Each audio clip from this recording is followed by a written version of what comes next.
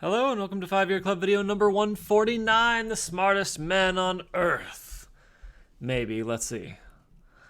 Today, this article was bouncing around different financial forums. I read, Mike Meru has $1 million in student loans. How did that happen? Escalating tuition and easy credit have yielded a class of student loan borrowers with spectacular debt that may never pay back. All right, so I think that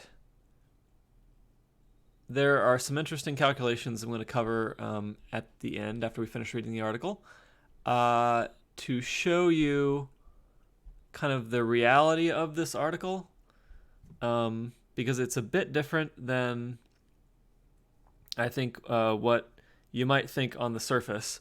And certainly if I'd read this article like 10 years ago, I think I might have a different perspective on what's going on here. So, all right. So, sincere man staring off camera or staring at the title. Yeah, there's my mouse. See, he's staring. All right. Let's go. By Josh Mitchell. Draper, Utah. Mike Meru, a 37-year-old orthodontist, made a big investment in his education. As of Thursday, he owed $1,060,945.42 in student loans. Mr. Meru pays only $1,589.97 a month, not enough to cover the interest, so his debt from 7 years at the University of Southern California grows by $130 a day. In 2 decades, his loan balance will be $2 million. He and his wife, Melissa, have become numb to the burden, focused instead on raising their 2 daughters. If you thought about it every single day, Miss Meru said, you'd have a mental breakdown. Due to escalating tuition and easy credit, the U.S. has 101 people who owe at least $1 million in federal student loans, according to the Education Department. 5 years ago, 14 people owed that much. More could join that group. While the typical student loan borrower owes $17,000, the number of those who owe at least $100,000 has risen to around 2.5 million, nearly 6% of the borrowing pool, Education Department data show. For graduate school students especially, there is little incentive for universities to help put the brakes on big borrowing. The government essentially allows grad students to borrow any amount to cover tuition and living costs, with few guardrails on how the final sum will be repaid. More than a third of borrowers from one of the government's main graduate school lending programs have enrolled in some form of government loan forgiveness plan. These are choices. We're not coercing, said Avishai Sedan, dean of USC's Herman Ostrow School of Dentistry, where Mr. Meru went to school, and one of the most expensive in the U.S. You know exactly what you're getting into. Even the best planners may not have anticipated the sharp increases in tuition and student loan interest rates from 2005 to 2012. Mr. Meru's tenure as a student. While the Federal Reserve was reducing interest rates to near zero to combat the recession, rates for grad students were as high as 8.5%. Dental school is the costliest higher education program in the U.S. Private nonprofit schools during the 2015 to 2016 school year charged an average of $71,820 a year, the Urban Institute found. The USC program now costs $91,000 a year, and $137,000 when living expenses are included. And let's look at this chart, because I think it's interesting. And charts, I remember charts better than I remember articles a lot of times. So you can see, here we have in-state tuition for dentistry, out-of-state tuition for dentistry, and then private tuition for dentistry. And this was for 2015, 2016. So these have all shifted upwards. But we can clearly see, even if we just look at, say, the out-of-state tuition, that dentistry is super expensive. Medicine is super expensive. Osteopathic medicine is also super expensive. And looks like veterinary medicine is the cheapest, but I'll tell you right now, veterinary salaries are nothing like dentistry, law, or medicine. Kind of surprised there's not like an MBA degree thrown in here. I think that would make a lot of sense.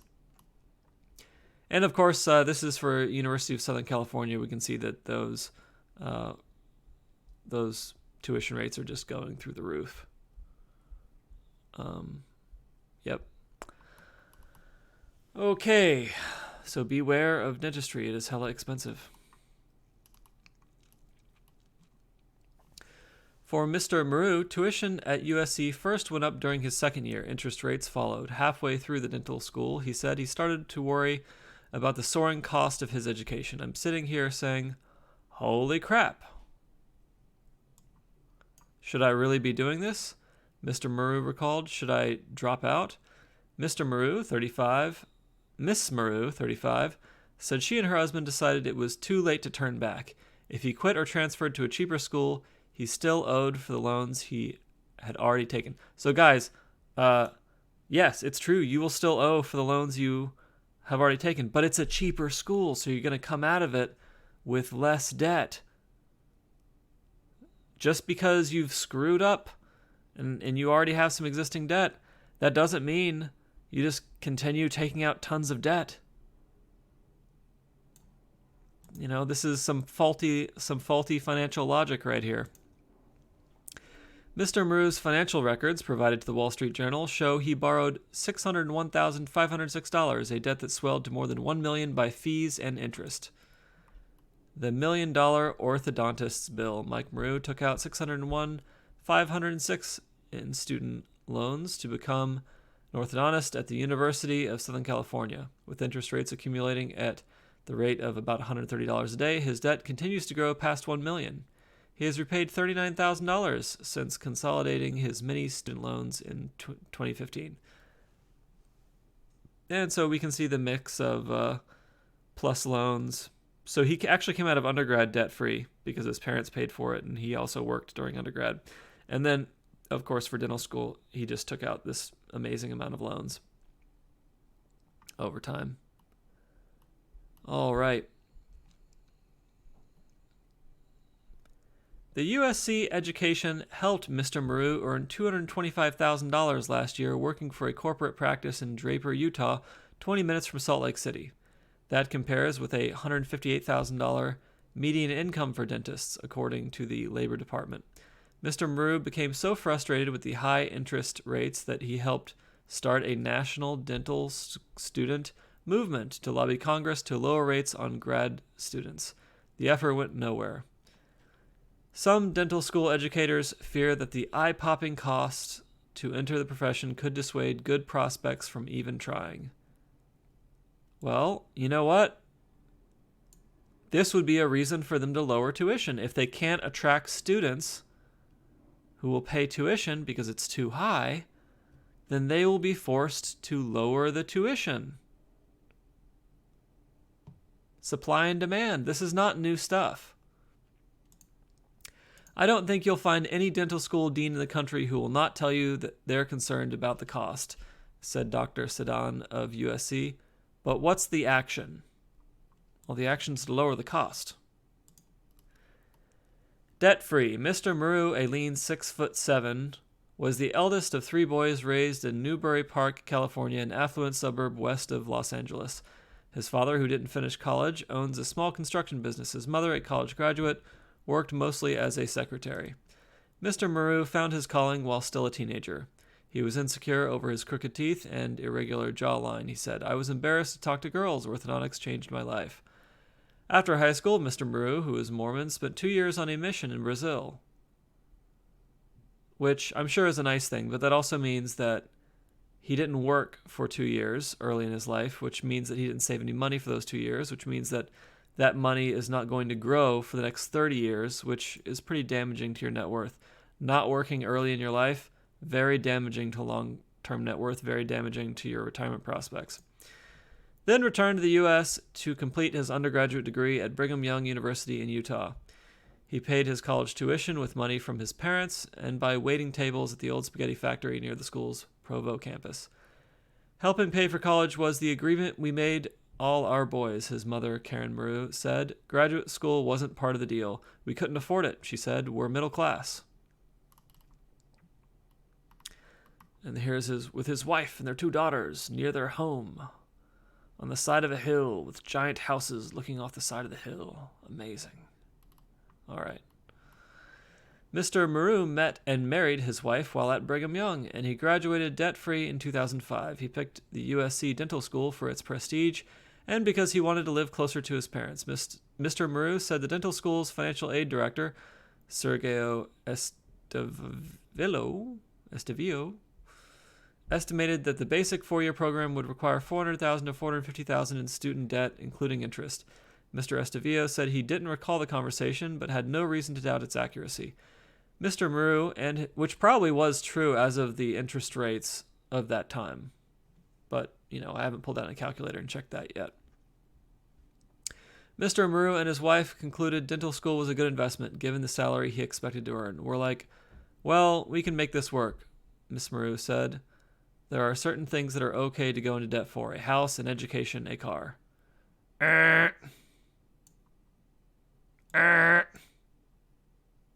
Maybe. The newlyweds packed up for California. Miss Maru got a job at USC as an administrative assistant, which provided a tuition discount. Not much of one, apparently. The couple's calculations were partly based on low interest rates the federal government set for students at the time. In the 2004-2005 school year, the rate for college and graduate students was 2.77%, so this was before the financial crash. It's a really low rate. The following year, Mr. Maru's first at USC, rates jumped to 4.75% for his loans. Those turned out to be the cheapest of the 50 loans he needed to finance his education. Unlike consumer loans for cars or homes, college students typically take out multiple loans each year, often at different interest rates depending on what is available. USC charged tuition of $56,757 in Mr. Maru's first year. American Dental Association records show. To save on expenses, the couple lived with his parents. He drove a Buick inherited from his wife's grandmother for the long hour-plus trip between Newbury Park and USC, located south of downtown Los Angeles. After his first year, and with his wife's tuition discount, he owed $43,976. By Mr. Maru's second year, the interest rate for new student loans jumped to 6.8%, and USC raised its tuition by 6%. By the end of that school year, he had taken out a total of $115,000 in loans. This is like seriously getting into danger. Anytime you get above $100,000 in any kind of loan, you're like, not sure about this. Which also covered a summer semester. Interest rates were roughly triple what he had planned for. A law passed by Congress in 2001, which took effect in 2006, severed the link that tethered student loan interest rates to Treasury rates. Lawmakers were under pressure to lower costs for undergraduates in the form of grants and lower loan rates. They didn't provide similar relief for grad students. During Mr. Maru's third year of dental school, USC raised its tuition another 6%, and he accumulated about $230,000 in loans, not counting interest. So that's $230,000, right? But that's from $115,000, double in 1 year. I think some alarm bells should be ringing by now. Dr. Sadan, the dean, said the USC Dental School raised tuition to cover the cost of delivering a top education. You cannot decide you're just not raising tuition, he said. Everything that drives the operation, from salary raises to any other additional costs, have to come, for the most part, from tuition. And this man completely ignores the fact that you can't raise tuition, indefinitely. I mean, just imagine, if it was true that top education equals more money, then you would just charge like $50 million for the education. Why not? Just $50 million. You can't not raise it. That's the cost of a quality education. Mr. Estevillo, the financial aid director, emailed Mr. Maru a flyer from a dental association in 2007 that warned of large debt balances and encouraged students to cut back on rent and lattes. Great Lakes Higher Education Corp., which serviced Mr. Maru's loans, sent him an email warning how quickly interest builds while in school. If you can afford interest payments, the email said, it's a good idea to make them. Giving grace. Most of Mr. Maru's debt came from Grad Plus, a program created by Congress in 2005. It removed loan limits and allowed grad students to borrow for any expense, including rent and other living costs. The law, signed by President George W. Bush, was intended to ease student reliance on private banks, which had more strict repayment plans. Yes, they do have more strict repayment plans because you won't repay. After living with his parents for 15 months, Mr. Maru and his wife moved to a one-bedroom apartment in Los Angeles with a monthly rent of $1,550. When Miss Maru became pregnant in 2010, the couple paid $1,800 for a two-bedroom. Okay, so this is a guy who is paying for an expensive apartment in one of these expensive coastal cities, and just racking up the debt. And then, starts a family, so even more expensive now, $1,800 a month, while he's racking up debt. One luxury was buying a used Mercedes-Benz, which carried a monthly payment of $390. So this guy is paying $390 a month for a Mercedes while living completely off of other people's money, paying $1,800 a month for a two-bedroom, and just, he's going to be burning money for kids pretty soon. Beyond that, Mr. Maru said, the couple restrained their spending. Oh, beyond spending an incredible amount of money, we restrained our spending. For fun, they went camping. Mr. Maru said he spent 40 hours a week at school. He reserved evenings for studying and helping care for his young family, which left no time for a job. By the spring of 2009, the end of his fourth year, Mr. Maru's loans had reached about $340,000, still in line with the original estimates from the financial aid director. That would change as he chased his dream. After graduating from dental school that spring, Mr. Maru began orthodontics. Unlike doctors, who usually are paid to perform residencies at hospitals, dental specialists often perform their residencies at universities that charge tuition. So at this point, $340,000 in debt, he could have started working as a dentist. He chose not to. Instead, he chose to take out even more debt and not work and let that interest accrue. For the next 3 years, Mr. Maru continued his studies at USC and continued to borrow for tuition. Of his growing debt, he said, I just wouldn't look. The only thing looking did was create stress. I'll just spend somebody else's money while driving a Mercedes and not look at it. I don't need to look at it. Denial. After finishing the orthodontics residency in 2012, Mr. Maru used a government option known as forbearance, which allowed borrowers to postpone payments. Mr. Maru said he earned little his first year out of school and needed all of it to support his family. Interest continued to accrue, expanding his debt through the magic of compounding. The couple bought a home, because the one thing that you want to do when you're $1 million in debt is to buy a home. That sounds like a really solid plan. The couple bought a home in Draper in 2012 using a $400,000 mortgage that Miss Maru took out in her name. She used an inheritance from a grandmother for the down payment, which means that the residence is probably at least $500,000 because the loan is $400,000. So 20% down on a $500,000 property would be $100,000, and you got $400,000 left over. So they got a $500,000 house. So now their total debt's $1.4 million. Great. She used an inheritance from her grandmother for down payment. Her mother co-signed the loan. Really stupid idea. Mr. Maru then entered into a government-sponsored repayment plan based on income. He agreed to monthly payments at 10% of his discretionary income, defined as adjusted gross income minus 150% of the poverty level. Any balance remaining after 25 years is forgiven, effectively covered by taxpayers. The forgiven amount is then taxed as ordinary income. Without the government help, Mr. Mru's monthly payment would be $10,541. According to an email from his loan servicer, his current monthly income after taxes is roughly $13,333, which he could totally make it on, right? I mean, if you subtract these, then I think he's got about $2,500 left over, and his wife has to work, and they have to have a smaller house. But they could make it work. Since refinancing his debt with the federal government in 2015, lowering the rate to 7.25%, Mr. Mru's balance has grown by $148,000. It will keep growing through the 25-year life of the repayment plan until it reaches $2 million.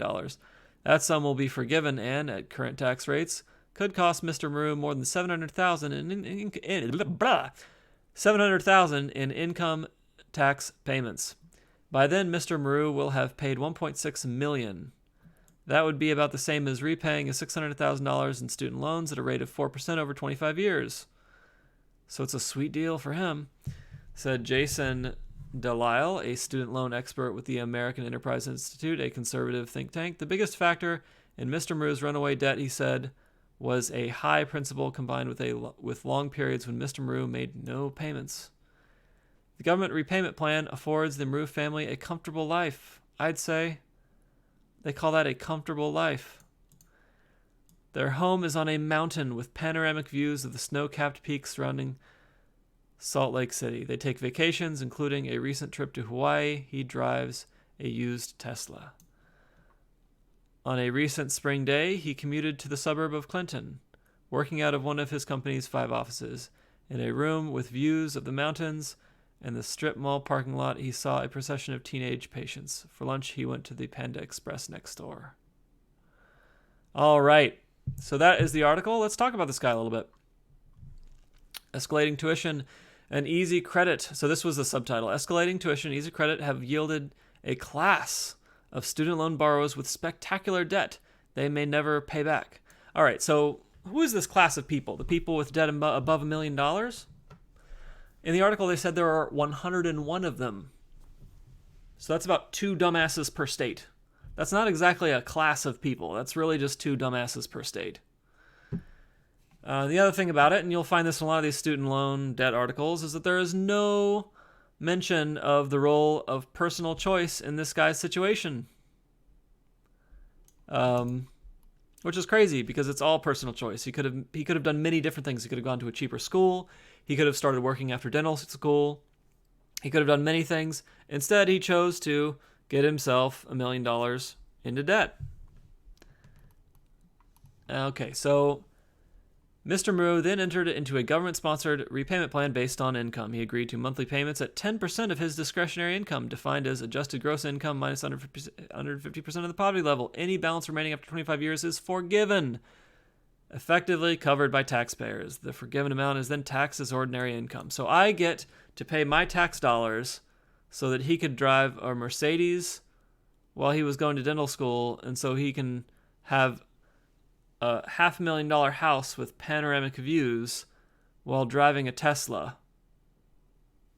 That's where my tax dollars are going. If you're outraged by welfare, this is freaking insane.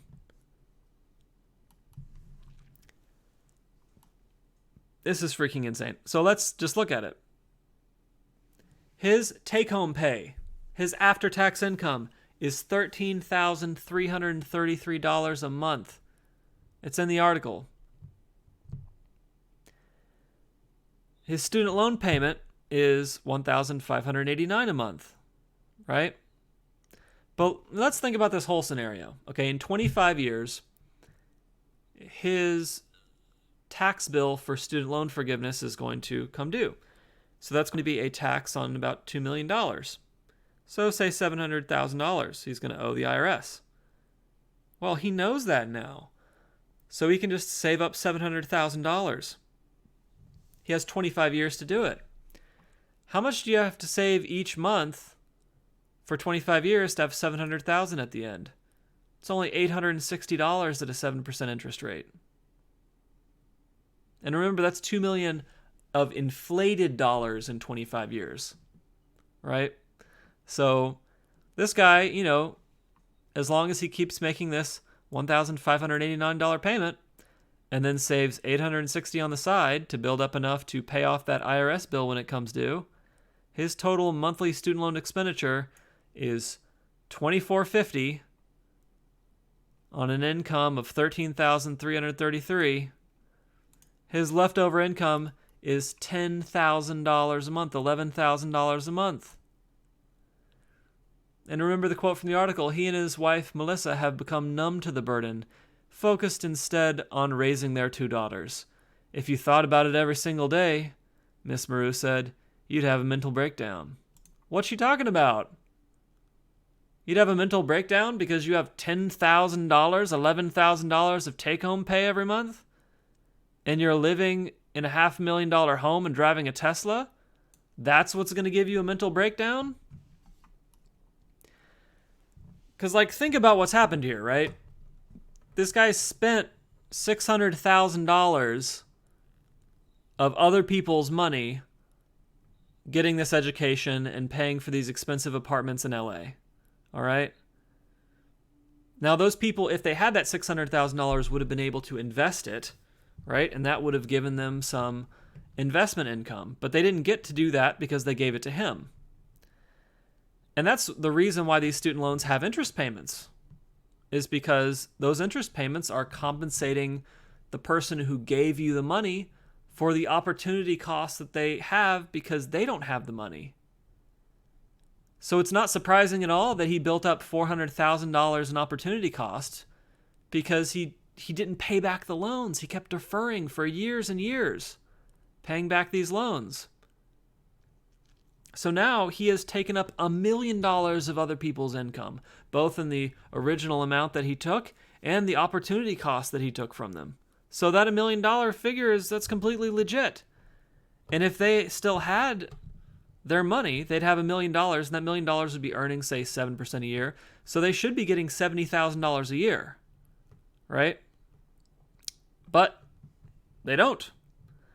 Because this guy, in total, if we say the borrower is like U.S. taxpayer, right? And we say that like he's going to pay back that $700,000 in taxes in 25 years, which may or may not happen. Perhaps the laws will change. Who knows? But the taxpayers, for their $1 million, should be getting $70,000 a year on this money, right? That's a conservative estimate from putting it into the market. Instead, he's only paying $30,000 a year for the next 25 years. And that includes the saving up to pay off the taxes. So not only did this guy get to use $1 million of taxpayer money, he also gets to not pay it back. And then of the interest on that $1 million, he's only paying back $30,000 of the $70,000. He's paying back less than half of the interest. So he doesn't pay back the $1 million at all. He doesn't even have to pay half of the opportunity cost. And after 25 years, poof, he pays that $700,000, and the obligation to him completely disappears, and the taxpayer is shit up a creek. And this is where our money is going, is basically to subsidize this guy's lifestyle. It's outrageous. It's ridiculous. The fact that his stupid decisions to take out that much debt, it's stupid, but hey, maybe it's not stupid because he's getting so much of this taxpayer money. And so it's like on the surface, this article is about a really, really stupid money decision. But when you look into the details, you find that it's just like setting taxpayer money on fire. That's crazy. It's so crazy. It's so unfair to people who pay taxes that this is what's happening to their money. Right? And it's outrageous. Mr. Maru became so frustrated with the high interest rates that he helped start a national dental student movement to lobby Congress to lower rates on grad students. He doesn't need lower interest rates. He needs to not take so much money from taxpayers. He needs to pay back his debt. He needs to suffer some and pay back his debt. because this money is coming out of my paycheck before I can even see any of it. And I didn't get the luxury of hanging around LA having someone else pay for my life for 7 or 8 years. Oh, all right. So that is my perspective on this article. The student loan system is insane. There needs to be some serious brakes put on the availability of debt. This is completely unhealthy economically. All right, that's it for 5 Year Club video number 149. Hope you enjoyed it. Have a fabulous evening.